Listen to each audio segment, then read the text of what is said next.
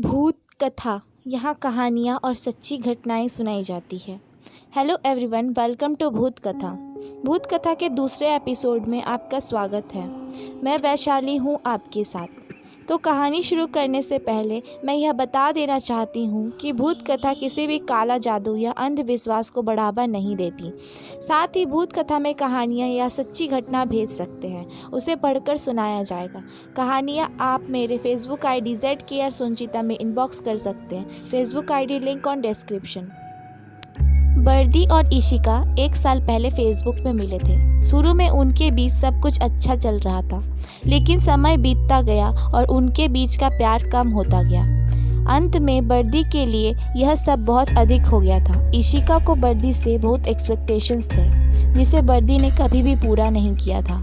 धीरे धीरे उनके बीच का यह सुंदर सा रिश्ता दोनों के लिए एक बहुत बड़ी प्रॉब्लम बन गई। जो शुरू में प्योर लव था, वो अब बर्दी के लिए अपनी सेक्सुअल डिज़ायर को पूरा करने वाला सामान बन गया था।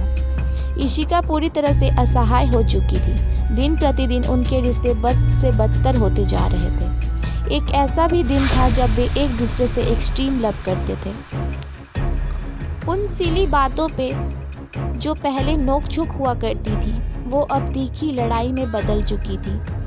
प्यार से चिढ़ाना अब एक दूसरे को नीचा दिखाने में बदल चुका था। उनका प्यार जल्द ही नफरत में बदल गया और बर्दी यह सब सहन नहीं कर पा रहा था। वह इसे अब कभी नहीं देखना चाहता था। वह इशिका से दूर जाना चाहता था, इतना दूर कि वे वापस फिर कभी एक दूसरे को ना देख सके। लेकिन इशिका को छोड़ना इतना आसान नहीं था। इशिका उसे शादी करने के लिए फोर्स कर रही थी और बर्दी को यकीन था कि यदि उनकी शादी होती है तो वह शादी नहीं चलेगी। वह बहुत अच्छी तरह से जानता था कि जिस साइड यह रिलेशनशिप जा रहा है, वह अब शादी में कभी नहीं बदल सकता और यह इशिका से ब्रेकअप करना चाहता था। लेकिन इशिका उसे किसी भी स्थिति में छोड़ने के लिए तैयार नहीं थी। वह अपने तरफ से पूरी कोशिश कर रही थी कि उनका रिलेशन ठीक हो जाए। वह बर्दी से दूर जाने के नाम पे डरती थी, इसलिए उसने शादी के लिए बर्दी को फोर्स करना शुरू कर दिया और यहाँ तक धमकी दे डाली कि यदि उसने मना किया तो वह पुलिस में जाके कंप्लेन कर देगी और ऊपर रेप का चार्ज लगवाएगी। बर्दी जानता था कि अब वह बुरी तरह से इशिका के जाल में फंस गया था। पहली बार जब वह इशिका से मिला था तो वह फेसबुक का बहुत बड़ा फ़ैन हो गया था, लेकिन अब वही फेसबुक उसे श्राप से कम नहीं लग रहा था। वह बस इशिका से छुटकारा पाना चाहता था और इसलिए उसने एक रात उसे मिलने बुलाया और फिर टाइम मिलते ही उसे अपने हाथों से मार दिया। उसने चाकू को एक नोकी पे डाल दिया और उसकी बॉडी को एक जंगल में फेंक दिया। सोफे पर बैठकर अब वह आराम से सांसें ले रहा था। उसने जो गलत किया था उसे फील हो रहा था, लेकिन वह अब संतुष्ट था कि उसके लाइफ की सबसे बड़ी परेशानी अब दूर हो गई। वह गिल्ट फील करने से ज़्यादा इस बात पर खुश था कि इशिका उससे दूर चली गई। वह पुलिस के बारे में ज़्यादा परेशान नहीं था, क्योंकि वह जानता था कि वह कभी पकड़ा नहीं जाएगा और पुलिस इशिका की बॉडी को कभी आइडेंटिफाई नहीं कर पाएगी। यह सब सोचते हुए उसकी नज़र सामने वॉल पर लगी फ़ोटो फ्रेम पर गई। उस पिक्चर को देख वह सोच रहा था कि शुरू में वे एक दूसरे को कितना प्यार करते थे। तभी उसने कुछ अजीब देखा। इशिका का फ़ोटो कुछ अजीब ही लग रहा है। वह जिस तरफ से उस फ़ोटो को क्लिक करते टाइम स्माइल कर रही थी, वैसा स्माइल नहीं था। वह फ़ोटो अजीब लग रही थी। इशिका बहुत गुस्से में बर्दी की तरफ देख रही थी और बर्दी स्माइल कर रहा था। बर्दी तुरंत अपना मोबाइल उठाया और पुराने फ़ोटो को डिलीट करना शुरू कर दिया। लेकिन उसके मोबाइल में जितने भी इशिका के फ़ोटोज़ थे, उन सब फ़ोटो में वह गुस्से से देख रही थी। बर्दी के लिए यह आश्चर्य करने वाली बात थी। उसने उन दोनों की सबसे यादगार फ़ोटो को ओपन किया।